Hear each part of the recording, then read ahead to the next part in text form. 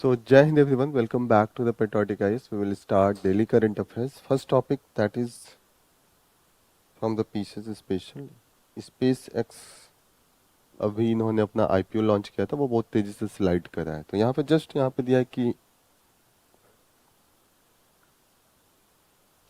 इस न्यूज में ये पिक्चर दिया है नस्दक। नस्दक का कभी नाम सुना है? क्या है नस्दक?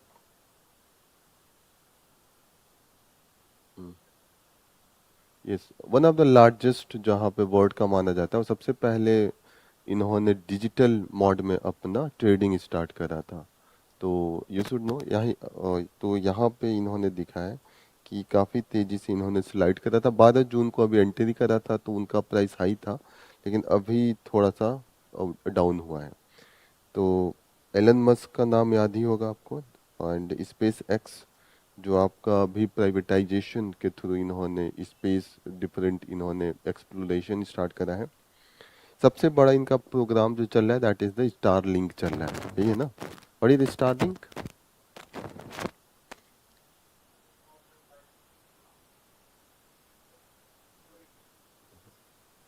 मेन उनका है कि जो ये हम लोग मोबाइल टावर के थ्रू करते हैं, वो टावर हटा दे, डायरेक्ट हम लोग थ्रू द सैटेलाइट के थ्रू करें, तो हमें कहीं पे भी हमारा नेटवर्क रहेगा वो इंटैक्ट रहेगा।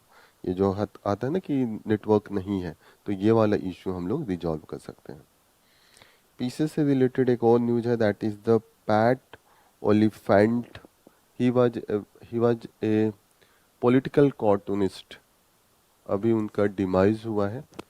तो यू शुड नो कि मैक्सिमम नियर अबाउट इनका जो ड्यूरेशन है 60 साल का रहा है। और पॉलिटिकल कार्टूनिस्ट एक तरीके से क्या है, that is the freedom of expression है। आप बड़े बड़े नेताओं के बारे में कार्टून बनाते हैं, तो वो कहीं ना कहीं कई बार एक्सेप्टेड नहीं होता है। इंडिया का सबसे बड़ा कार्टूनिस्ट आपका नेहरू के टाइम पे शंकर थे। शंकर का नाम सुना है? तो ही वाज आल्सो ये बिट काफ़ी उन्होंने पॉलिटिकल कार्टून बनाए थे। इनका इसलिए भी नाम आता है, he got the youngest age the age of the 32। Pulitzer prize इनको मिला है। पुलित्जर प्राइज क्या होता है? कभी नाम सुना है पुलित्जर प्राइज? जर्नलिज्म का नोबेल प्राइज माना जाता है। सबसे बड़ा अवार्ड अगर जर्नलिज्म में दिया जाता है तो that is the Pulitzer prize. तो यहाँ पे ना पुलित्जर विनिंग, तो Pulitzer is like the Nobel into the journalism. तो this is associated with the freedom of expression. Cartoon एक एक्सप्रेशन का तरीका होता है, और इन्होंने फेमस जितने भी आपके टर्म से लेके आई होप ही वाज 1963 से स्टार्ट किया था। तो उस समय कौन था?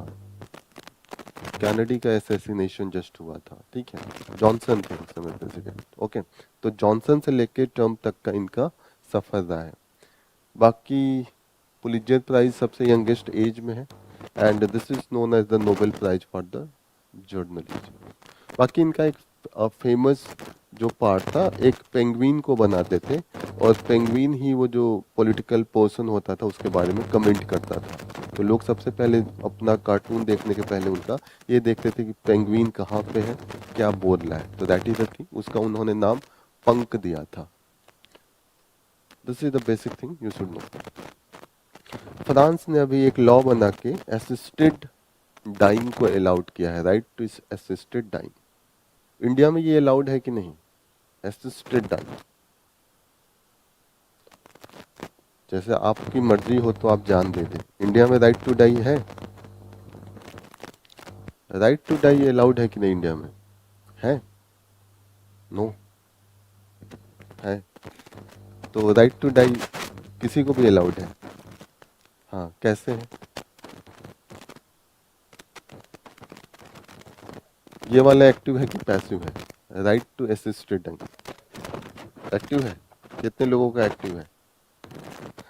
काफी आज लग रहा है पढ़ के आई हैं। आज ओके। एक्टिव है आपका? पैसिव है? पैसिव है? पैसिव? हाँ। एक्टिव? नो कमेंट इधर से। एक्टिव की पैसिव? पैसिव आपका? आप ही बता दीजिए अभिषेक। हाँ, एक्टिव है पक्का? आपका एक्टिव है? कैसे एक्टिव है? तो पैसिव क्या होता है? क्या होता है? हाँ, तो ये वाला एक्टिव इच्छा मृत्यु है कि पैसिव? एक्टिव है तो पैसिव क्या होता है? इसको यूथेनेसिया कहते हैं, इसका वर्ड जो होता है यूथेनेसिया, ठीक है। तो वो मैं पूछ रहा हूँ, दो तरीके का यूथेनेसिया होता है, एक्टिव यूथेनेसिया, पैसिव यूथेनेसिया। तो एक्टिव है तो पैसिव क्या है? और द पैसिव क्या है? हाँ, पैसिव में क्या होता है?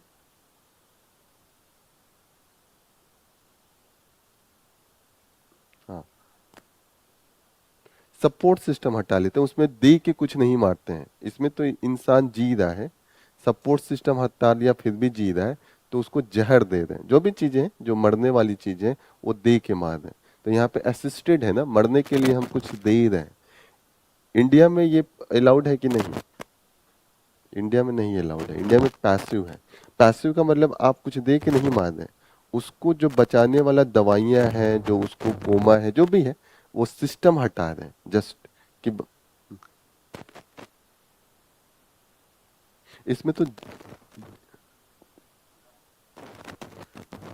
लेकिन वो अपने आप मरता है, ऐसा नहीं तुरंत मर गया। इसमें तो तुरंत मरा ना, उसमें है कि थोड़ी थोड़ी उसकी नेचुरल डेथ होगा, कि वो बीमारी से मर रहा है। इसमें तो है तुरंत मर गया, उसके ऑर्गन फेल हो गए, तो यहाँ पे एक्टिव हो गया। तो उसमें तो है आप मारा किसी ने नहीं ना, उसमें है कि वो बीमारी का जो दवा था वो हटा रहे, तो इसीलिए उसको पैसिव कहते हैं। तो this is the difference. India में एक्टिव है आपका नहीं अलाउड है, पैसिव है। ज्ञान कौर केस बहुत फेमस है, अरुणा सोनबोंग केस बहुत फेमस है, ठीक है। तो ये केसेस के थ्रू आया था। लास्ट में कॉमन कॉज केस आया है, 3 केसेस इसमें आता है इंडिया का जो था, ठीक है। तो उसके थ्रू हम लोग राइट टू लाइफ के अंडर में राइट टू डेथ है कि नहीं, इस पे 3 जजमेंट ये हैं। आई होप इतना समझ में आ रहा है। तो इंडिया में राइट टू डाई नहीं अलाउड है, right to die with the dignity allowed है, not the right to die. ठीक है, ऐसा नहीं कि आप मन करे तो आप चढ़ गए फांसी पे या लटक गए, दैट इज नॉट अलाउड। यहाँ पे है कि परमिशन लेके, और वहां पे कोर्ट परमिट करेगा, देन यू कैन डाई। वो भी आपका दैट इज डिग्निटी से होना चाहिए, दैट इज। ऐसा नहीं है कि नॉर्मल बीमारी में नहीं अलाउड करेंगे, पूरा वहाँ पे एक बोर्ड बैठता है, बोर्ड बताता है कि कोई इसकी इलाज नहीं है, और फ्यूचर में भी 10-15 साल में इलाज नहीं आने वाला है, तब जाके अलाउ करते हैं। तो this is the difference between between active euthanasia and passive euthanasia. Next news है कावेरी से रिलेटेड है। कावेरी बोर्ड, अब जब पानी कम होता है तो हर जगह लड़ाई शुरू होती है, तो वो लोग प्रॉपर तरीके से डिस्ट्रीब्यूट नहीं करते हैं। तो ये तो हर साल जब भी अल नीनो का कंडीशन आएगा तो चलेगा। जस्ट अगर ऐसा न्यूज है तो जस्ट हमें कावेरी के बारे में ज़्यादा जानना है कि कावेरी कहाँ से निकलती है, कहाँ पे मिलती है, कौन से उसके ट्रिब्यूटरीज हैं, क्या क्या है कावेरी का। कावेरी का ओरिजिन पॉइंट है दैट इज कर्नाटका है। कर्नाटका में ब्रह्मागिरी हिल से निकलती है। द प्लेस इज द ताल कावेरी, ब्रह्मागिरी। एक दिन और हम लोग डिस्कस किए थे। इसके जो मेन ट्रिब्यूटरीज हैं, सबसे ज्यादा बड़ी ट्रिब्यूटरीज में आपका हेमावती आता है, that is into the left hand tributaries, और राइट हैंड में काबिनी आएगा and Bhavani, they are the main tributaries. ठीक है, बाकी और भी हैं, अर्कावती है, सिमशा है, हरांगी है, और Lakshmana Tirtha, Noyyal, Amaravati and Moyal, these are the tributaries. Okay, बाकी जो एरिया है जहाँ पे कवर करता है, Karnataka, Tamil Nadu, Kerala and Puducherry. Largest portion कहाँ पे? तमिलनाडु में है, सेकेंड लार्जेस्ट कर्नाटका, और सबसे कम पुडुचेरी। केरला में वाटर सेट है, नॉट द मेन रिवर, कोई नहीं फ्लो करता है, हल्का सा उनका जो वाटर सेट का मतलब होता है जहाँ से पानी इकट्ठा होके जाता है। जैसे ना नदी राप्ती है, तो नदी के चारों तरफ एक स्लोप होगा ना, जहाँ बारिश आता होगा तो पानी बह के जाता होगा, तो these area are the water set. तो ये एरिया है जो वाटर सेट है, ठीक है। तो ये थोड़ा सा याद रखिएगा।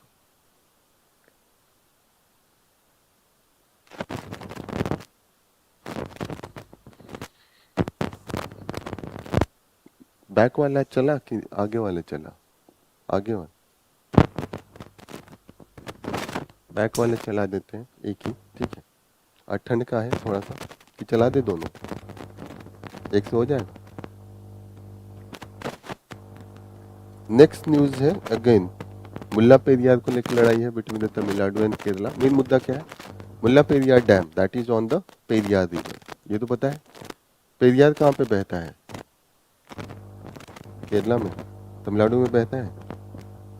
केवल केरला में बहता है कि तमिलनाडु में भी बहता है? तमिलनाडु में बहता है, ओके।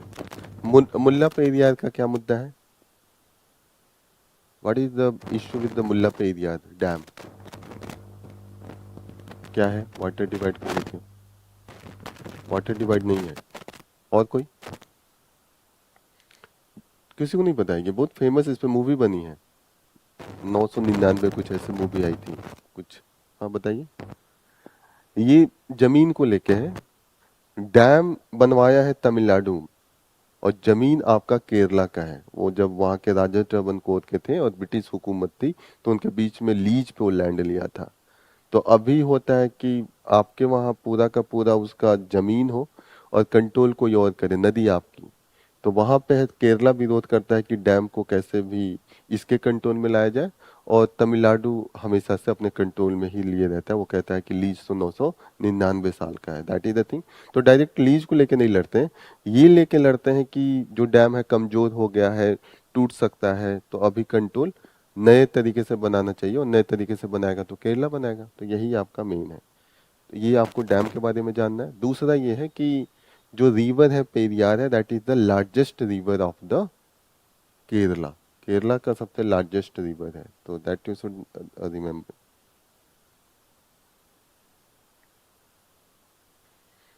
नेक्स्ट न्यूज है AI crash.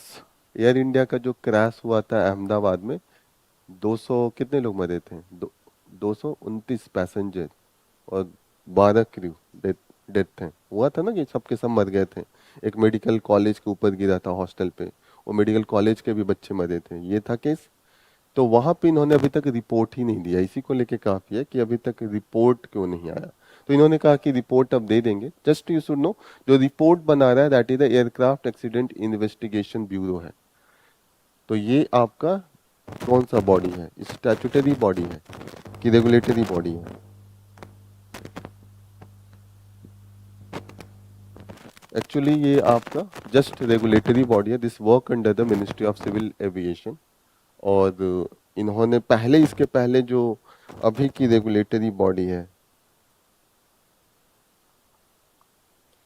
DGCA, directorate general of the civil aviation, वो पहले इन्वेस्टिगेशन भी करती थी। तो एक ही बॉडी रेगुलेट भी करे और एक ही बॉडी इन्वेस्टिगेट भी करे, तो हमने इसको हटा दिया और अभी इसको केवल इन्वेस्टिगेशन के लिए हमने एयरक्राफ्ट ब्यूरो, क्या नाम है, that is the aircraft accident investigation bureau को बनाया है, दैट इज द स्पेशलाइज। अब इसमें ये भी दिक्कत है कि डायरेक्ट मिनिस्ट्री के अंडर में करती है। जैसे रेल का अगर कोई भी एक्सीडेंट होता है तो डायरेक्ट रेलवे के अंडर में नहीं कराते, वो ऑटोनोमस बॉडी आके इन्वेस्टिगेट करती है। लेकिन यहाँ पे जस्ट अगर मिनिस्ट्री ऑफ सिविल एविएशन की ही गलती होगा तो बताएगा, क्योंकि वो उसके अंडर में ही है। तो पूरा का पूरा कंट्रोल आपका मिनिस्ट्री की होती है। तो यहाँ पे लेके काफ़ी ज़्यादा डिबेट आजकल चल रहा है कि यहाँ पे भी ऑटोनोमस बॉडी बनाना चाहिए। जो एयरक्राफ्ट एक्सीडेंट इन्वेस्टिगेशन ब्यूरो है उसको रिप्लेस करना पड़ेगा, that is the main demand. और इसको भी अभी हाल ही में बनाया है, 2012 में इसका हमने स्टेब्लिश करा था, क्योंकि इसके पहले तो और दिक्कत थी। इसके बाद पहले डीजीसी यही करता था। तो डीजीसी ये रेगुलेट बनाया तो उसकी कमी के कारण ही एक्सीडेंट होगा ना, कि उन्होंने कुछ रेगुलेट नहीं करा होगा अच्छे से। तो वहां पे था कि वो और अपने कमी को छुपाएगा, तो दूसरा बॉडी बनाया। अब दूसरा बॉडी को हम चाहते हैं कि वो दूसरे मिनिस्ट्री के अंडर में काम करे या तो इंडिपेंडेंट बॉडी हो। तो ये अभी भी डिबेट यहाँ पे चल रहा है। तो जस्ट यू शुड नो, जो आपका है, अगर पूछेगा तो ये पूछेगा कि एयरक्राफ्ट एक्सीडेंट इन्वेस्टिगेशन ब्यूरो है, किसके अंडर में काम करता है? तो direct ministry of civil aviation के ही अंडर में काम करता है, और एक डिवीजन है इसका।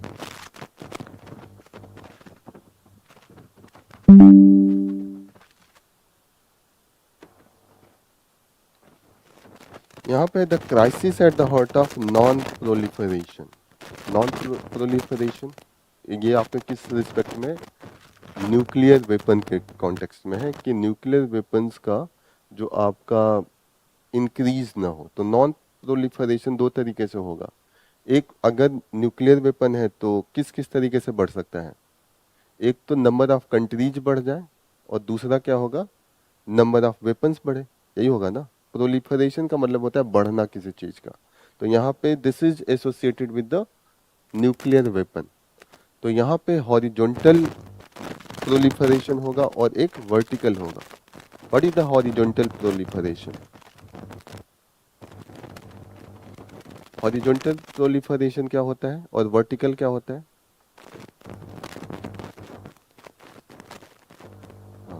नंबर ऑफ कंट्रीज अगर बढ़ते हैं तो उसको हॉरिजॉन्टल कहते हैं, और नंबर ऑफ वेपन्स बढ़ेंगे तो उसको हम लोग वर्टिकल कहेंगे। ये है। तो अभी तक जो ट्रीटी है या कोई भी लॉ है, वो लॉ किसके लिए है, हॉरिजॉन्टल के लिए है या वर्टिकल के लिए है? हॉरिजॉन्टल के लिए। वो कौन सा लॉ है? लॉ दोनों के लिए है, हॉरिजॉन्टल के लिए भी है, वर्टिकल के लिए भी है। हॉरिजॉन्टल के लिए हमारा है कि ज्यादा कंट्री इंक्रीज ना हो, तो उसके लिए हमने एनपीटी लाया था, that is the non proliferation treaty, NPT यही होता है। तो इसकी स्टार्ट हमने करा था जस्ट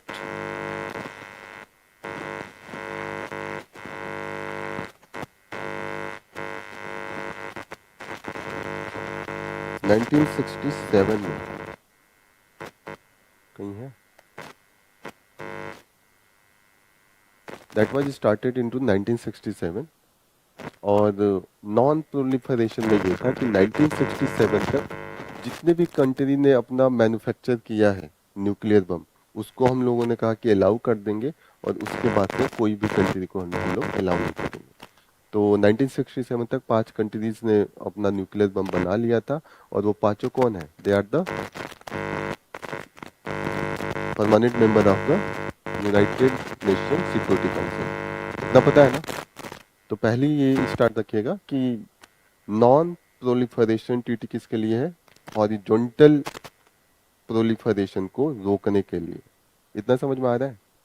पहले तो ये स्टार्ट हुआ था हम लोगों की बातें, प्रोलिफरेशन क्या है कि नंबर ऑफ जो वेपन्स है वो बढ़े। तो नंबर ऑफ वेपन दो तरीके से बढ़ सकते हैं। एक आपका जब कंट्री बढ़ेगा तो वो बम बनाएगा तो बढ़ता जाएगा, और एक होता है कि सेम कंट्री जो बनाने के लिए अधिकार दिया गया है वो अपने नंबर ऑफ वेपन बढ़ाता जाए, तो ये वर्टिकल होगा। ठीक है। तो यहाँ पे हमने हॉरिजॉन्टल को रोकने के लिए क्या लेके आया था? Non proliferation treaty. ये बाइंडिंग था सब पे, पूरे कंट्रीज पे, कि कोई भी कंट्रीज सिवाय 5 कंट्री को छोड़ के नहीं बनाएगा। That is the NPT. 1967 में हमने लाया। That is the main case. India इसका मेंबर है कि नहीं? नहीं है। India is the not member of this. Okay, क्यों नहीं है?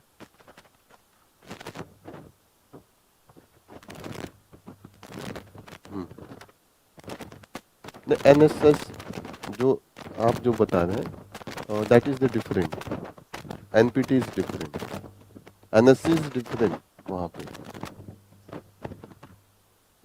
वो तो इंडिया जाएगा तो वो तो एनएसजी है जहाँ पे आपकी सप्लाई मिलेगी कि नहीं मिलेगी। एनपीटी है कि आप बम बना सकते हैं नहीं बना सकते। एनएसजी तो उसके लिए है कि ऐसा थोड़ी कि न्यूक्लियर जो टेक्नोलॉजी है केवल बम बनाने के लिए। इतने दिन से हम लोग पढ़ रहे हैं इलेक्ट्रिसिटी भी तो बनाने के लिए है, तो वो इलेक्ट्रिसिटी वाला भी टेक्नोलॉजी नहीं देंगे अगर आप उसके मेंबर नहीं है। तो दैट इज वेरी डिफरेंट। ये एनपीटी है बम बनाने के लिए, कि बम बनाने का आपके पास अधिकार है कि नहीं, दैट इज एनपीटी। ये समझ में आ रहा है? तो एनपीटी को हमने कहा कि जो कंट्री 1967 तक जिसके पास बम है वही बना सकते हैं, उसके बाद कोई भी कंट्री नहीं बना सकता है। That is the non proliferation treaty के अंडर में हमने ये डिक्लेयर करा। 1967 में हमने बनाया। इंडिया कभी भी इसका मेंबर नहीं था। इंडिया इसलिए मेंबर नहीं है कि इंडिया को लगता है कि ये डिस्क्रिमिनेटरी है। हम 5 कंट्री को क्यों राइट दें? अरे आपके पास बंदूक है, पूरा गांव के पास बंदूक नहीं है। अगर बंदूक ना हो तो पूरे गांव के पास ना हो, 5 लोगों के पास रहेगा तो वो डराएंगे ना जिसके पास नहीं है। इंडिया का यही स्टैंड था कि अगर नहीं होगा तो सबके पास नहीं होगा, और अगर है तो सबको आप राइट दीजिए। ऐसा थोड़ी है कि इस दिन तक आपने बंदूक बना लिया तो बंदूक रखेंगे, नहीं रहा तो नहीं रखेंगे। इससे क्या होगा कि जो पहले से मजबूत है उनको बढ़ावा दे रहे हैं, है ना। कि आप कह दीजिए जिनके बच्चे जज बन गए अब उन्हीं के बच्चे जज बनेंगे, तो फिर ये डिस्क्रिमिनेशन हो गया ना। कि आप कहा कि 5 साल दे दीजिए, 5 साल में जिनके जिनके बच्चों को जज बनना है, तो जो पहले से पढ़े लिखे हैं और जो स्ट्रांग है वही तो बनेंगे, जो कमजोर है वो तो धीरे धीरे आगे बढ़ेंगे ना। That is the thing. तो इंडिया का यही ग्राउंड है। बाकी इंडिया का ग्राउंड, बाकी आपका ईरान भी मेंबर नहीं है और नॉर्थ कोरिया भी नहीं है। बाकी आप तीनों को देखिएगा, टोटल 9 कंट्री हैं जिनके पास न्यूक्लियर वेपन माना जाता है कि नहीं, तो 5 तो लीगल है, 4 इलीगल है। उसमें से एक इजराइल हो गया, एक इंडिया हो गया, एक आपका पाकिस्तान हो गया और एक आपका नॉर्थ कोरिया हो गया। हो गया 9 हो गया। ईरान एस्पायरिंग है, तो इंडिया का अलग है और इन जो 4 हैं इनका अलग है। किस ग्राउंड पर अलग है? इंडिया का जो स्टैंड है वो अलग है, जो बम बना। हाँ, ये तो अलग बात है। इंडिया का इसलिए भी अलग है, जैसे और देशों ने, जो ईरान है, नॉर्थ कोरिया है, ये पहले एनपीटी को सिग्नेचर किया और फिर बाहर आए। इंडिया ने कभी किया ही नहीं। तो हम तो अपने स्टैंड पे बने रहे ना, उन्होंने धोखा दिया। जैसे उन्होंने कहा कि लो साइन कर देते हैं, फिर टेक्नोलॉजी उनको मिली, एनएसजी की मेंबरशिप उससे मिल जाती है और उससे टेक्नोलॉजी होती है, फिर आपने बम बना लिया, फिर कहें कि अब हम बाहर आएंगे। तो ये है कि आप साइन करके बाहर हैं। इंडिया ने कभी साइन ही नहीं करा। तो इंडिया का हमेशा स्टैंड एथिकल है। जैसे इंडिया का रहता है हम साइन करेंगे तो पालन करेंगे, नहीं साइन करेंगे तो पालन नहीं, नहीं पालन करना होगा तो मैं साइन ही नहीं करूंगा। तो हाँ, इसीलिए इंडिया को हमेशा एथिकल देखा जाता है कि हम जो कहते हैं वो करते हैं, नहीं कहते हैं तो नहीं करेंगे। That is our stand. तो अगर कभी एनपीटी में डिफरेंशिएट करना है विद अदर नॉन जो इलीगल कंट्री है, तो यही है कि इंडिया ने बोला कि हम साइन नहीं करेंगे, हम बनाएंगे, तो हमने बनाया। दैट इज आपका, हमने कह के बनाया। That is the thing. तो ये डिफरेंसेज है, तो यू शुड नो। बाकी आपका ये तो आपका that is for the horizontal. Vertical के लिए हमने सीटीबीटी को करा है, कॉम्प्रिहेंसिव टेस्ट बैंड ट्रीटी। पहले ये आपका पार्शियल टेस्ट बैंड ट्रीटी था कि आप जमीन के अंदर और पानी के वो स्पेस में और पानी के अंदर नहीं कर सकते थे। That was the partial test ban treaty था। और कॉम्प्रिहेंसिव टेस्ट बैंड ट्रीटी अभी रिसेंटली हमने उसको करा है, इसके अंदर में आप जमीन के अंदर भी नहीं कर सकते हैं। तो पहले अगर पूछा जाए कि what is the difference between the partial test ban treaty and comprehensive test ban treaty, तो पार्शियल में कहाँ पे अलाउड था? अंडरग्राउंड अलाउड था। तो इसीलिए हमने पोखरन जो करा था जमीन के अंदर करा था, क्योंकि उस समय अंडरग्राउंड था। तो हमने बाद में इसको और कॉम्प्रिहेंसिव करने के लिए जो जमीन के अंदर है उसको भी बैन किया है। तो 2 डिफरेंस समझ में आ रहा है? एनपीटी समझ में आ रहा है? एनपीटी में 5 कंट्रीज को हमने अलाउ करा था, 4 इलीगल है और एक एस्पायरिंग। इंडिया ने कभी साइन नहीं करा है। और इंडिया कहता है कि जब सभी लोग अगर करना है तो एकदम हम लोग 0 आपका न्यूक्लियर वेपन आप वर्ल्ड बनाइए, तब जाके हम करेंगे, जिनके पास है वो भी घटाए। तो ये आपका वर्टिकल के लिए है कि आप नंबर ऑफ टेस्ट नहीं करेंगे तो आपका जो वर्टिकल है वो भी इंक्रीज नहीं होगा, जिनके पास अलाउड है वो भी नहीं करेंगे। तो अभी के जमाने में देखिए, अभी क्या कर रहे हैं कि आपका कॉम्प्रिहेंसिव टेस्ट बैंड जो ट्रीटी है उतना इफेक्टिव नहीं है। क्यों इफेक्टिव नहीं है? एनीवन, किसी कोई आइडिया है?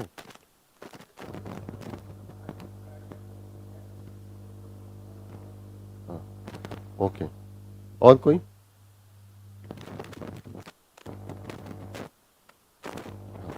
सबसे इसका ये है कि अभी का जो टेस्टिंग होता है वो कंप्यूटर पे हो जाता है। तो क्यों हम जाके असली में करें? कंप्यूटर पे ऑलरेडी सिमुलेट करके वो कर लेते हैं। तो अभी वो करने की जरूरत नहीं है। तो बम बढ़ रहा है, ऐसा नहीं है, बम तो वो बना रहे हैं, बस टेस्ट नहीं कर रहे हैं। तो ऑलरेडी वर्टिकल जो आपका है वो हो रहा है, जस्ट टेस्टिंग को रोका है। तो वो अब आपका लैब में चला गया है टेस्टिंग, कंप्यूटर स्टिमुलेटेड टेस्टिंग है। चाइना भी करता है, बम बना रहे हैं ना, अभी रिपोर्ट आया है। और टेस्टिंग उनका सब कुछ कंप्यूटर स्टिमुलेटेड है। कितने पे आपका वो आपका कितना आउटपुट दे रहा है, कितना एरिया कवर कर रहा है। तो they are testing already their weapon और उनकी जो टेक्नोलॉजी है। तो दैट इज द मेन यहाँ पे इश्यू है। तो these are the things you should remember. बाकी ये इंटरनेशनल रिलेशन का पार्ट है, तो वहाँ पे you will study into the detailed manner. आज इन्होंने आर्टिकल इसी पे दिया है कि जो ईरान में है वो एक तरीके से डिस्क्रिमिनेटरी है। ईरान पे इन्होंने जो कंडीशन रखा है, ईरान पहले ये तैयार हो गया था कि हम प्रोलिफरेट नहीं करेंगे, मतलब जो हमारा 60% है इनरीचमेंट है वो रखेंगे। अब यूएस प्रेशर बना रहा है, जो 60% किया है वो भी वापस दे दीजिए। वो कह रहा था वो तो हम नहीं करेंगे, जो हमारे पास है वो तो रखेंगे। यही है कि हम ये प्रॉमिस करते हैं कि हम बढ़ाएंगे नहीं, लेकिन यूएस का धीरे धीरे प्रेशराइज है कि जो है वो भी दीजिए, जितना भी आपके पास यूरेनियम इन रीच है वो दे दीजिए, और हम आपका जो आपका इंटरनेशनल एटॉमिक एनर्जी एजेंसी है उसके निगरानी में हम आपका स्टार्ट करवाएंगे। तो उन्होंने कहा था कि जितने भी आपके न्यूक्लियर जहाँ पे भी इनरिचमेंट प्रोसेसिंग चल रहा है वो सब आपको लाना होगा इंटरनेशनल एटॉमिक एनर्जी एजेंसी के अंडर में। तो इसी पे ये है कि जो ऑलरेडी किए हैं, अगर आइडियल केस देखें तो क्या होना चाहिए कि जो दुनिया है वो न्यूक्लियर बम के बिना होना चाहिए। तो जो 5 देशों के पास है वो भी हटाए, दैट इज द थिंग। और बाकी ये है कि जबरदस्ती जो होता है इम्पोज करना, कि जो पावरफुल है जो माइट है वो राइट हो गया यहाँ पे, इसी पे ये आर्टिकल लिखा गया। बाकी एनपीटी का क्या मेन आपका पर्पज है, कैसे स्टार्ट हुआ था, ये यहाँ पे इन्होंने डिस्कस किया है।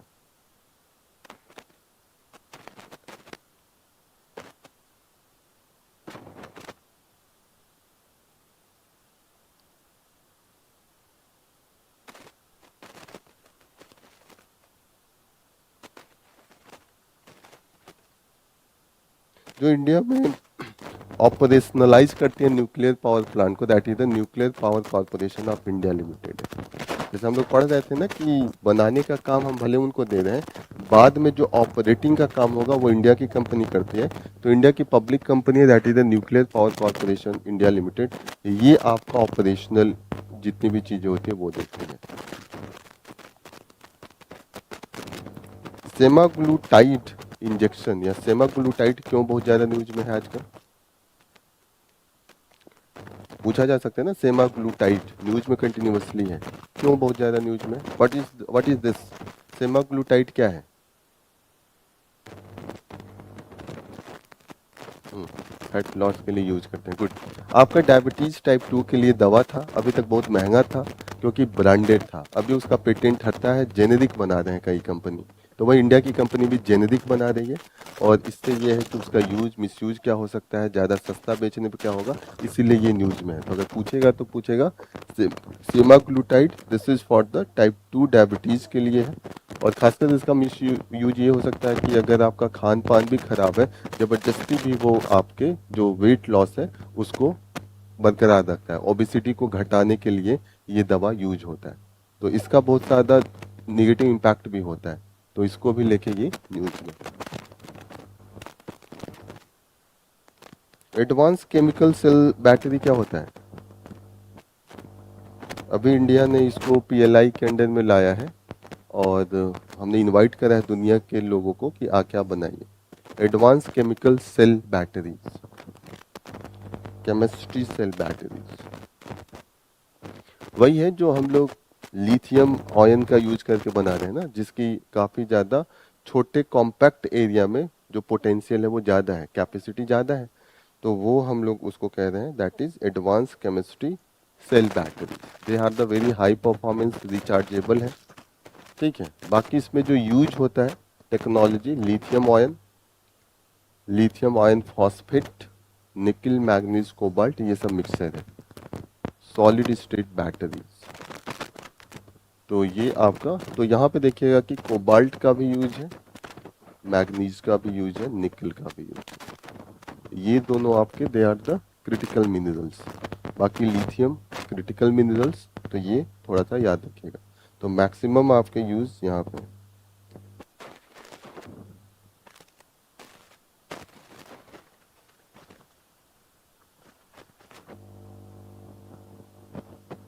स्टार लिंक का दोनों यूज हो रहा है, that is use into the military as well as into the civilian purpose.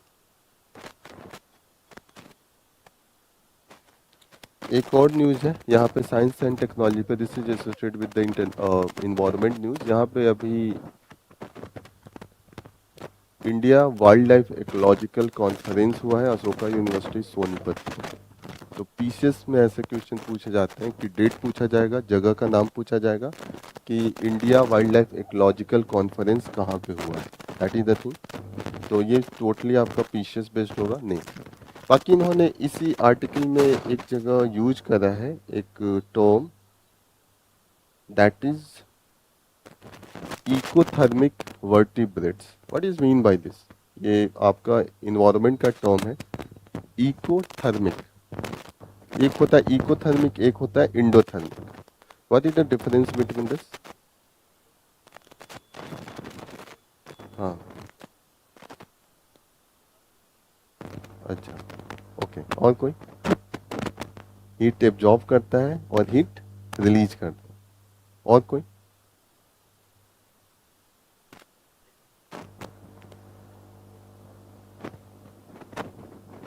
According के एक इन्वायरमेंट क्लाइमेटिक कंडीशन के अकॉर्डिंग अपने टेम्परेचर को मीन्स दैट मीन्स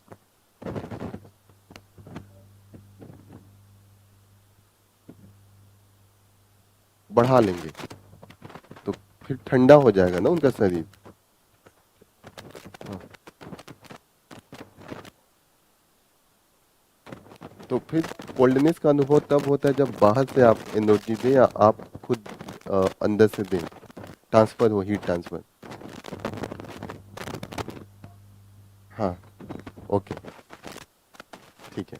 हाँ, जैसे अगर अगर इकोथर्मिक है तो टेम्परेचर के अनुसार अपना वो टेम्परेचर बदल लेते हैं, तो दैट विल बी, वहाँ पे बढ़ा लेंगे या घटा लेंगे, that will be as per the climate. तो वहाँ पे होगा इकोथर्मिक। जैसे कि छिपकली होती है, लिजार्ड, वो आपका इकोथर्मिक होता है। इनको कोल्ड ब्लडेड एनिमल भी कहते हैं, होता है ना कोल्ड ब्लडेड, दैट की वहाँ पे एज ऐसा नहीं होता उनका ब्लड कोल्ड होता है, दिस जस्ट टर्म यूज होता है। दैट मीन्स कि वहाँ पे टेम्परेचर आपका चेंज हो जाएगा एज पर द क्लाइमेटिक जो कंडीशन होगा।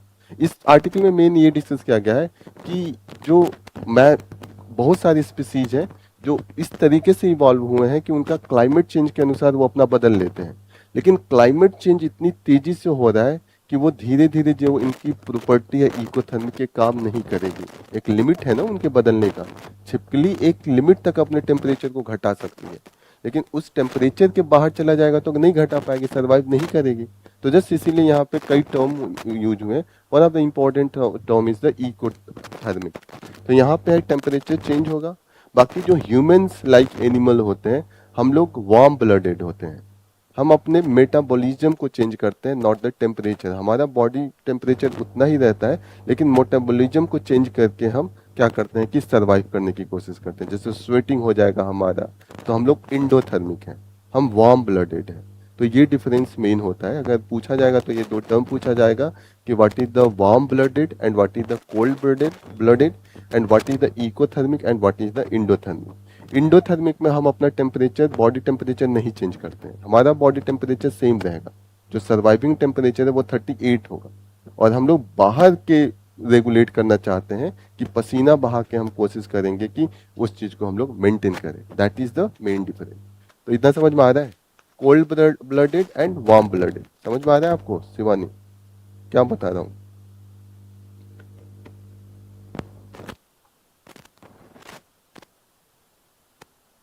कोल्ड ब्लडेड अपना मौसम के अनुसार चेंज करेगा, जिसको इकोथर्मिक कहते हैं। और जो वार्म ब्लडेड होता है वो इंडोथर्मिक होता है, दैट अपना मेटाबॉलिज्म के थ्रू कोशिश करता है सरवाइव करने के लिए। डाइजेशन जो सिस्टम है वहाँ पे चेंज होगा, मेटाबॉलिज्म जो होगा वो चेंज होगा। इतना समझ में आ रहा है? अगर क्वेश्चन पूछा जाएगा तो यहीं तक पूछा जाएगा कि दो टर्म में क्या डिफरेंसेज होता है, क्या मीनिंग होता है। ये आपका प्रीलिम्स का क्वेश्चन यहाँ पे बन सकता है।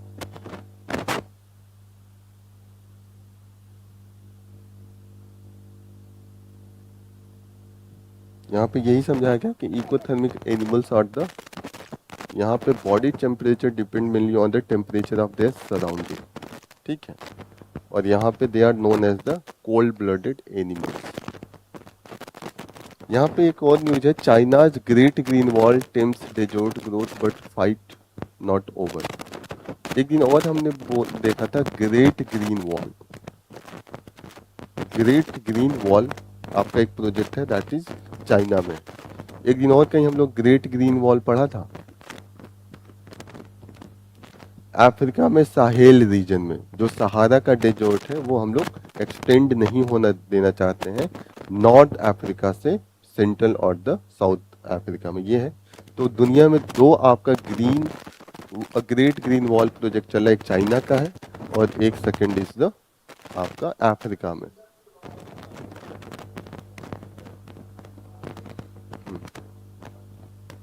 अच्छा,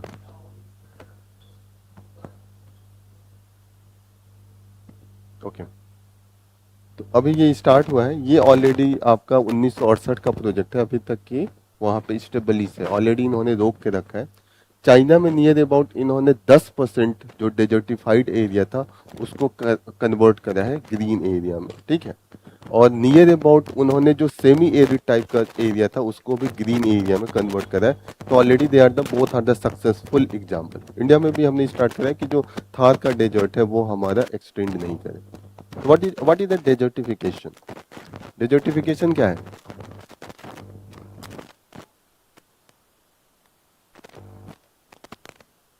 ओके, डेजर्टिफिकेशन का क्या ये मतलब है कि डेजर्ट का बढ़ना आगे, जैसे थार है वो आगे बढ़ता जाएगा, इसका मतलब है? बताइए आप। डेजर्टिफिकेशन का ये मतलब है कि एक्सटेंशन ऑफ द डेजर्ट है, यही है? हाँ, क्या है?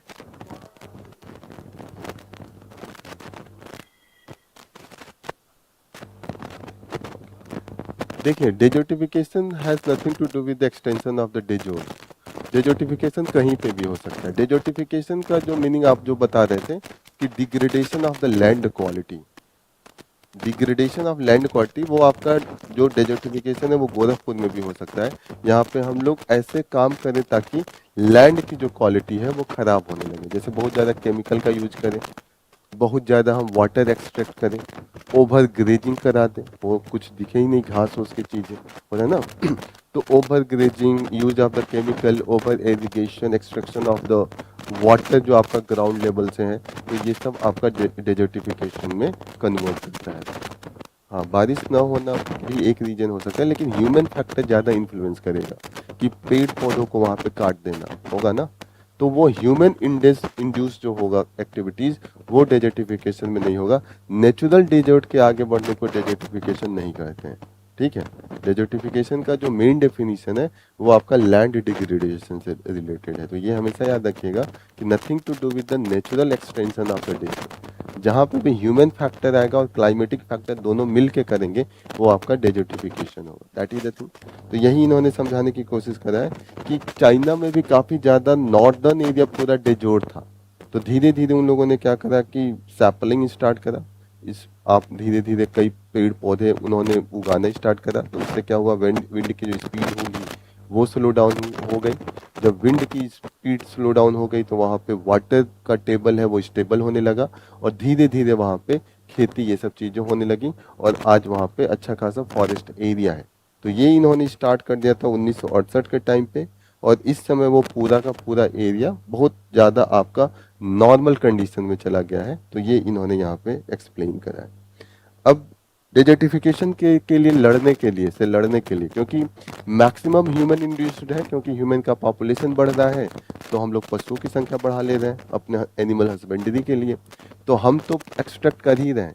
जो हम लोग बकरी होते हैं, आपके गाय होती हैं, वो इतना ज़्यादा चढ़ने लगते हैं ना ग्रेजिंग, कि वो दोबारा वहाँ पे ग्रो ही नहीं करता है। होता है ना, नॉर्मल ऐसे चढ़ना होता है कि आप ऊपर का पत्ते खा लें, वो तो जड़ भी खा लेती हैं। इतना ज़्यादा वहाँ पे जब रहेगा नहीं तो वो खाएंगी ही। तो वहाँ पे दोबारा जो साइकिलिंग होने के चांसेज हैं वो कम हो जाते हैं। तो इसीलिए हमने दुनिया में कोई ऐसा कन्वेंशन या लॉ है जो डेजर्टिफिकेशन के खिलाफ है? क्या नाम है? UN CCD, united nation convention to combat desertification, UNCCD, ठीक है। ये कब आया था? 1992 में, 1994, 1994, 1992। इन्फोर्स 1994 में हुआ था, आ गया था इसका आउटकम 1992 में। 1992 में हमने लेके आया था तीन चीजें। एक क्या लेके आया था? CBD, convention on biological diversity, और दूसरा UNFCCC, United nation UNF framework convention on the climate change. UN United nation, F से क्या है, framework on convention on the climate change, UNFCC, याद है कि नहीं याद है? तो ये तीन हम आउटकम था रियो समिट का, ठीक है, जो अर्थ समिट जिसको कहते हैं, रियो समिट 1992 में ब्राजील में हुआ था। और इसी सब को लड़ने के लिए हमने क्या लेके आया था, एजेंडा 21 लेके आए थे कि 21st सेंचुरी में अगर हमें एंट्री करना है तो क्या क्या एजेंडा होना चाहिए इन तीन एरिया में लड़ने के लिए। बायोडाइवर्सिटी का जो आपका यूज होता है और उससे रिलेटेड जो आपके बेनिफिट्स आ रहे हैं कैसे हम लोग शेयर करें, ये था। फिर ये था कि क्लाइमेट चेंज से कैसे लड़ेंगे, और तीसरा था कि कैसे हम लोग डेजर्टिफिकेशन से लड़ेंगे। That is the three thing. तो ये आप याद रखिएगा कि, और एक बात और याद रखिएगा कि पूरे वर्ल्ड में सिर्फ एक ही डेजर्टिफिकेशन से लड़ने के लिए लीगल बाइंडिंग कन्वेंशन है, वो आपका यही है, UNCCD, united nation convention to combat desertification.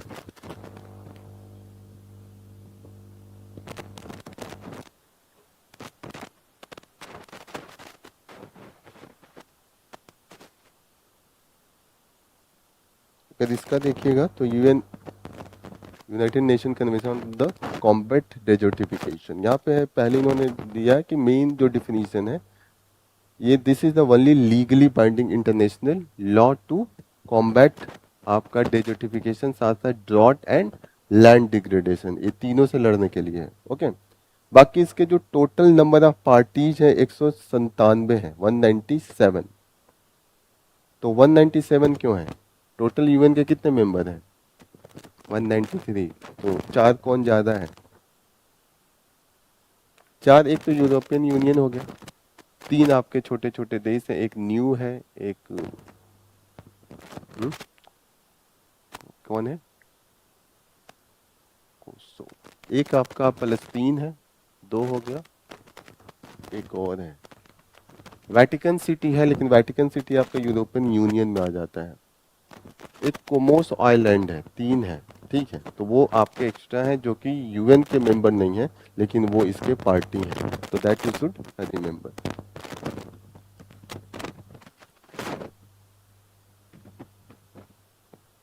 बाकी इसका स्टार्टिंग हो गया था 1997 में United nation conference on desertification, Nairobi conference हुआ था, और फाइनल आउटकम जो आया था 1992 वाला जो रियो अर्थ समिट था उससे आया था।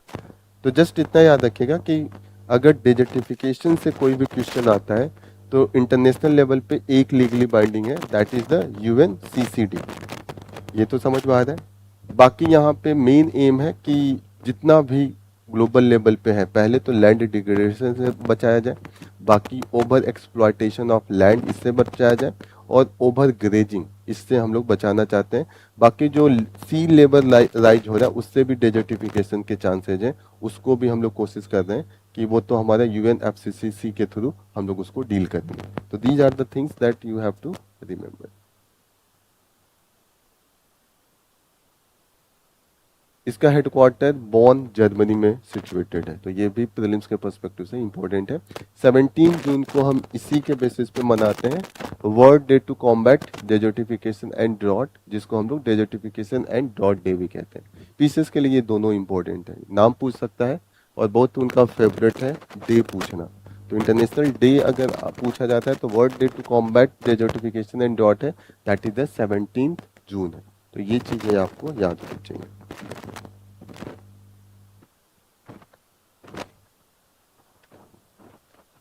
नागालैंड और असम और अरुणाचल प्रदेश आपस में कुछ लैंड डिस्प्यूट है, वो यहाँ पे दिया गया है।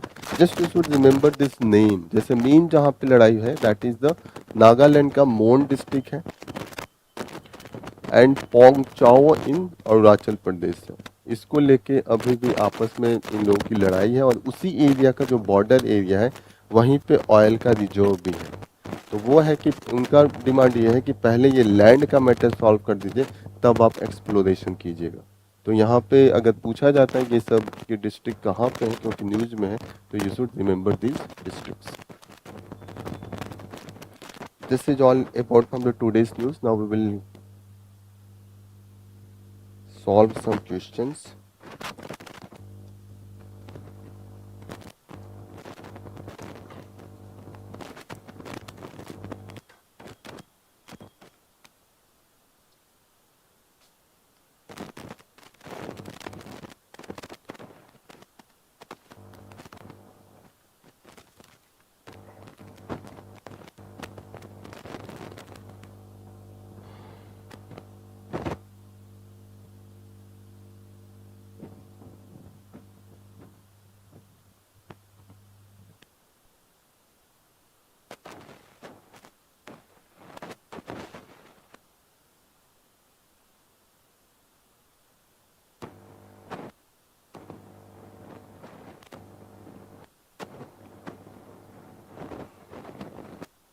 पहला क्वेश्चन,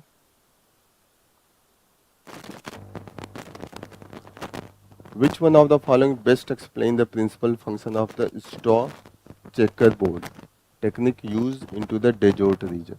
तो जो चाइना में उन्होंने यूज करा था ग्रेट ग्रीन वॉल के लिए, वो आपका स्ट्रॉ चेकर बोर्ड था। उसमें ये था कि आप जो स्ट्रॉ या कोई भी चीज़ लगा रहे हैं वो आप एक लाइन में लगाते हैं, फिर आपका दूसरा लाइन उसका पैरेलल क्रॉस करेगा, तो उसी को हम लोग कहते हैं स्ट्रॉ चेकर बोर्ड। तो यहाँ पे कौन बेस्ट इसको एक्सप्लेन कर रहा है? It permanently convert desert sand into fertile agriculture soil through the addition of the chemical nutrients. तो सही है कि गलत है? केमिकल न्यूट्रिएंट्स का यूज़ नहीं है उसमें, है नेचुरल तरीके से पेड़ लगा के ही हम लोग करते हैं। It reduce near surface wind velocity and restrict the movement of the loose sand, thereby enabling vegetation establishment.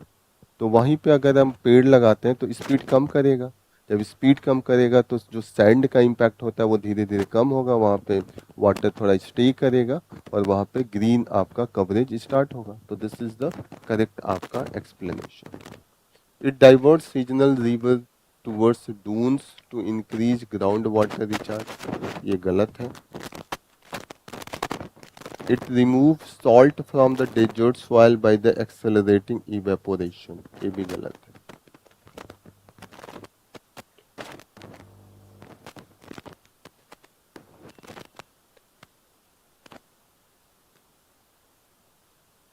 Great Green Wall Initiative consider following statement.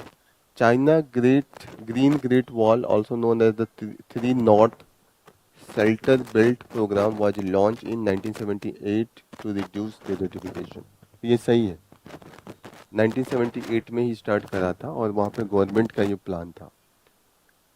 Great green wall of the Africa is initiated by the African union to restore degraded across the Sahel region. तो ये भी सही है, Sahel reason के ही across बनाया गया है,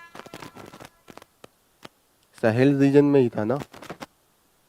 both China's and Africa green great wall project primarily focus on the constructing concrete barrier to prevent desert expansion. सही है कि गलत है?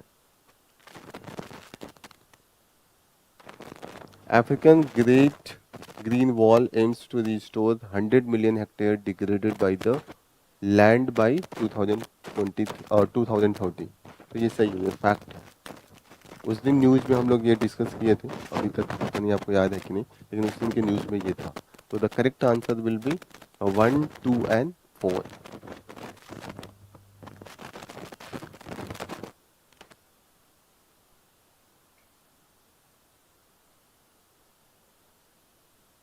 Next question. Consider following countries through which Great African Great Green Wall passes. Senegal, Mali, Chad, Djibouti. कितने लोगों का ये सही है? कितने सही हैं? सब या कुछ?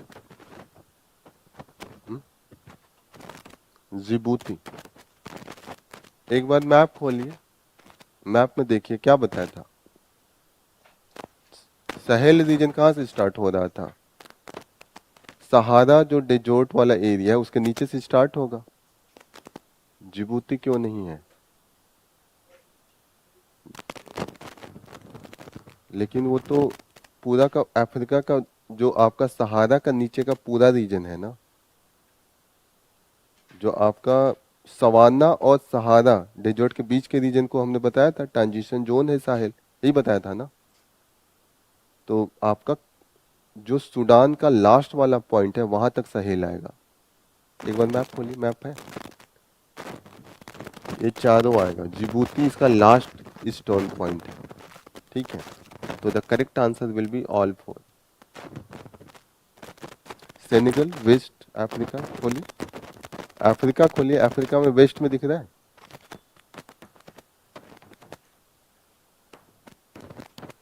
दिखा सेनेगल वेस्ट अफ्रीका में, दिखा कि नहीं दिखा?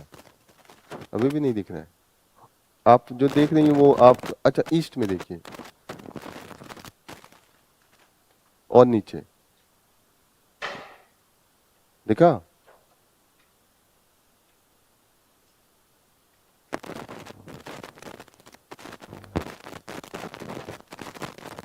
नहीं दिखा? रुकिए तो मैं ओपन करके दिखा। हाँ, नहीं दिखा? हाँ, पॉलिटिकल वाला निकाले ना, पॉलिटिकल मैप, नहीं दिखा? एक एटलस लेके आया कीजिए आप लोग, एटलस बहुत फायदेमंद है। 7-8 क्वेश्चन होगा अगर एटलस पे कमांड हो गया तो।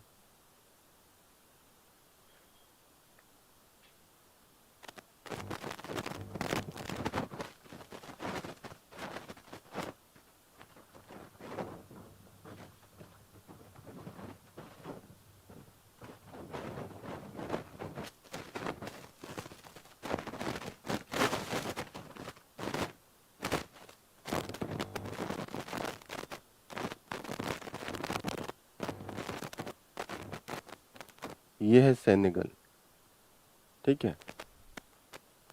हम लोगों ने देखा था कि ये वाला एरिया था जहां से आपका दैट विल गो, और आपका ये वाला रीजन यहाँ तक आपका सहेल रीजन था। जिबूती इसके बीच में नहीं आ रहा है, जिबूती उसके बीच में है। तो चारों कंट्री जो है they are the part of Sahel reason.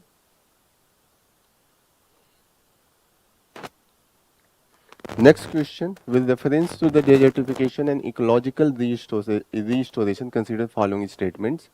Desertification can occur in both arid semi-arid region due to the climatic variation and human activities. तो ये हर जगह हो सकता है, semi arid, arid region, desert region, यहाँ तक कि जो बहुत ग्रीन रीजन होगा वहां पे भी हो सकता है। तो this is correct. Afforestation alone is sufficient to permanently reverse desertification in all ecosystem. सही है कि गलत? क्यों गलत है? और क्या फैक्टर्स होंगे? एफोरेस्टेशन का मतलब होता है फॉरेस्ट को ग्रो करना, पेड़ पौधे लगाना, यही होता है।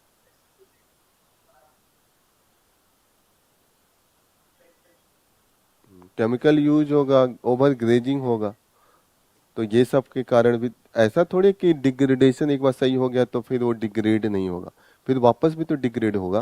तो ह्यूमन बिहेवियर को भी सही करना पड़ेगा।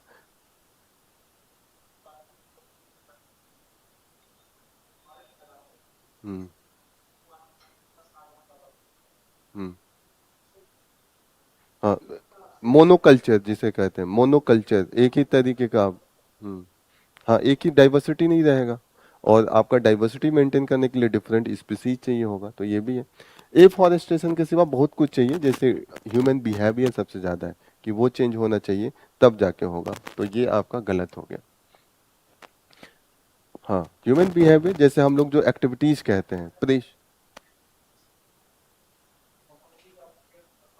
हम्म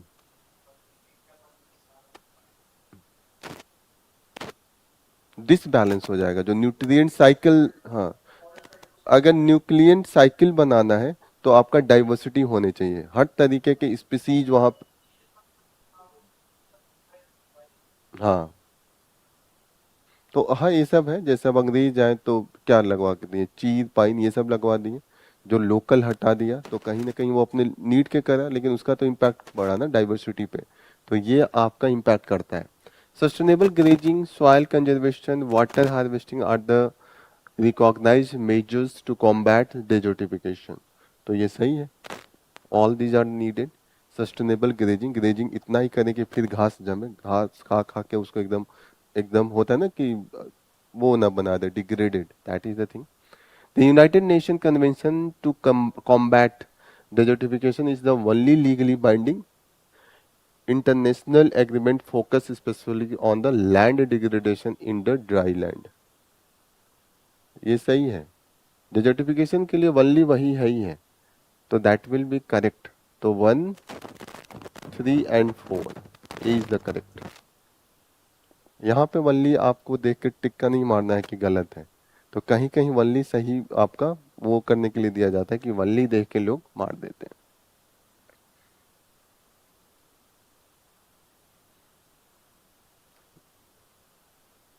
Which one of the following best describe desertification as defined under the United Nations Convention to combat desertification?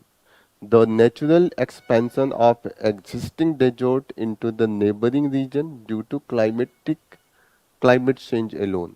सही है? नहीं, पहला वाला सही है कि गलत है?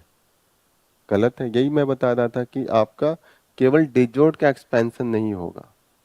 नेचुरल एक्सपेंशन है तो वो डेजर्टिफिकेशन नहीं होगा जब तक ह्यूमन इंड्यूस फैक्टर ना हो.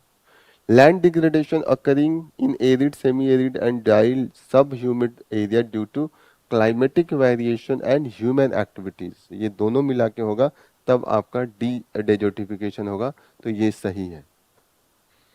The conversion of all forest land into barren land through mining activities, ये डिफिनीशन में नहीं है लेकिन ये भी एक कॉज हो सकता है. ठीक है. The process by which coastal land become saline because of the sea water intrusion, ये भी हो सकता है. लेकिन जो इन्होंने डेजर्टिफिकेशन डिफाइन करा है वो बोला है कि arid, semi arid and dry sub humid land area में that will be climatic variation और ह्यूमन फैक्टर के कारण होगा, वो डेजर्टिफिकेशन होगा. तो B will be the correct answer.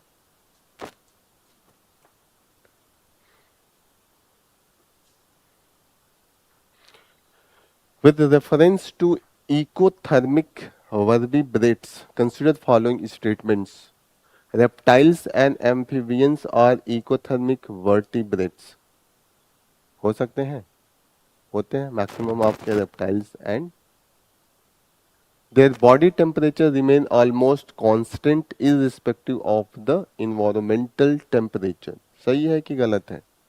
ये आपका इंडोथर्मिक पे होता है जो वार्म ब्लडेड होते हैं जो हम लोग हैं. तो ये गलत हो गया, ये उल्टा बोला है.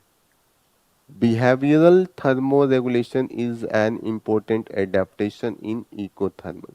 तो होता है वहां पे जो बॉडीज का होता है वो चेंज कर लेते हैं. तो यहाँ पे this is correct. Most fishes are ecothermic, ये भी सही है. मोस्ट जो फिशेज होते हैं वो अपने बॉडी के टेम्परेचर को बदल लेते हैं as per the climatic factor. तो the correct answer will be 1, 3 and 4. B is the correct answer. क्या दिया है? बी.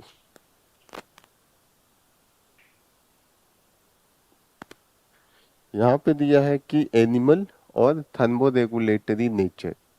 क्रोकोडाइल का दिया है इकोथर्मिक, फ्रॉग का दिया ecothermic, sparrow endothermic, whale endothermic. How many of the above pairs are correct? Crocodile ecothermic होगा. मोस्ट ऑफ द जो आपका एम्फीबियंस होते हैं वो इकोथर्मिक होते हैं, ये पहचान होता है. एक एक वर्ड तो नहीं यूज कर सकते लेकिन ये दोनों एम्फीबियन है तो इकोथर्मिक है. And most of the bird और मैमल्स जो होगा जो बच्चे प्रोड्यूस करता है, दूध पिलाता है, वो आपका इंडोथर्मिक होता है. तो नॉर्मल फिशेस जो होते हैं वो इकोथर्मिक होते हैं. लेकिन जो मैमल्स होंगे तो वेल मैमल्स में आता है, डॉल्फिन्स, मैमल्स, तो ये आपके इंडोथर्मिक होंगे. तो ये भी सही है. डी. ये सब इकोलॉजी जब आप लोग पढ़ेंगे तो पढ़ाया जाएगा, अभी जस्ट न्यूज में है तो हम लोग बेसिक थोड़ा सा समझने की कोशिश कर रहे हैं. आज में बस इतना जानिएगा कि ecothermic, endothermic, cold blooded, warm blooded, इसमें डिफरेंस बस जानिएगा. आगे जो होगा कि आपका स्पेसिफिक ये वाला पर्टिकुलर बर्ड है, मैमल्स है, फिशेज है, वो किस में आती हैं वो आप इकोलॉजी में डिटेल में पढ़ाया जाएगा. लेकिन इतना तो पता होना चाहिए कि cold blooded, warm blooded, ecothermic and endothermic में क्या डिफरेंस है. समझ में आ रहा है आपको? This is all about from the today's news. अच्छा, एक बार मैं मेंस का भी दिखा दूं।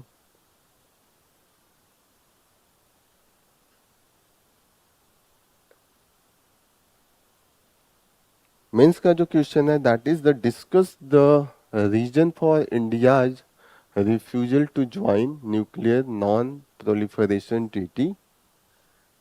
How far is India's nuclear policy consistent with the objective of universal nuclear disarmament? ठीक है, तो पहले में ये करना है कि इंडिया क्यों एनपीटी का पार्ट नहीं बना। तो सिंपल सा पहला तो ये होगा कि वो डिस्क्रिमिनेटरी है, इंडिया चाहता है कि कंप्लीट डिसआर्मामेंट हो, तो वो हर ग्रेड में हम चाहते हैं। ठीक है, दैट इज द थिंग। तो यहाँ पे आप लिखिएगा कि इससे तो सिर्फ आपका हॉरिजॉन्टल आपका रुक जाएगा, वर्टिकल तो हमेशा रहेगा, आर्म रेस तो हमेशा रहेगा। ऐसा थोड़ी कि 5 देश तो बम नहीं बढ़ा, खूब ज्यादा बढ़ा था। जब कोल्ड वार का टाइम था तो रूस और यूएस एक दूसरे से कंपटीशन कर करके वो बढ़ाते जा रहे थे, तो ओवरऑल तो बम की संख्या बढ़ ही रही थी। तो इसीलिए इन्होंने कहा कि इंडिया का जो स्टैंड है वो सही है। रीजन आप बता सकते हैं ना ये रीजन। बाकी आगे है कि इंडिया का अब ये है यूनिवर्सल न्यूक्लियर डिसआर्मामेंट है, तो उस पे हमारा ये हम आइडियल लेके चल रहे हैं कि पूरी दुनिया का हमारा गोल है कि कोई भी वेपन ग्रेड का, खासकर मास जहां पे डिस्ट्रक्शन हो, वो वेपन ना हो। तो यहाँ पे एक कंट्रोवर्शियल लाइन आएगा कि इंडिया भी तो बढ़ा है अपना, आप डिसआर्मामेंट का झंडा लेके चल रहे हैं लेकिन खुद तो बढ़ाए हैं अपना न्यूक्लियर वेपन या डिफरेंट एरिया में। तो वहां पे जस्टिफिकेशन ये है कि सिक्योरिटी के लिए जरूरी है, इंडिया का दोनों तरफ दुश्मन देश है, चाइना है, पाकिस्तान है, तो हम मिनिमम बढ़ाएं। हमने ऐसा नहीं है कि एकदम आम रेस में शामिल हो गए, हमने इतना बढ़ाया है कि दूसरे हम पे आंख मूंद के अटैक नहीं करें, तो यही होगा। लेकिन हम हमेशा इसमें क्या करते हैं, लीड करते हैं कि अगर आप 2 बम हटाइए हम 10 बम हटा दें, होता है ना। तो हम हमेशा लीड में हैं, दैट इज द थिंग। तो हमें जस्टिफाई करना है। आई होप ये समझ में आ रहा है। अगर क्वेश्चन आता है तो पहले में रीजन क्लियर कट में लिखना है, और दूसरे में इंडिया ने क्या जो यूनिवर्सल डिसआर्मामेंट का प्रिंसिपल है उसको किस हद तक फॉलो कर रहा है, इस पे लिखना है। ये वैसे 250 वर्ड का क्वेश्चन होगा, लेकिन कुछ कुछ अभी आपको ज़्यादा पढ़ाया नहीं गया है, तो कुछ कुछ वर्ड जो आप लिख सकते हैं, इसीलिए 150 वर्ड दिया गया है कि क्लियर कट में आप कुछ वर्ड उसमें लिख लें। तो this is all about from the today's news. Here I will conclude the session. Thank you. जय हिंद।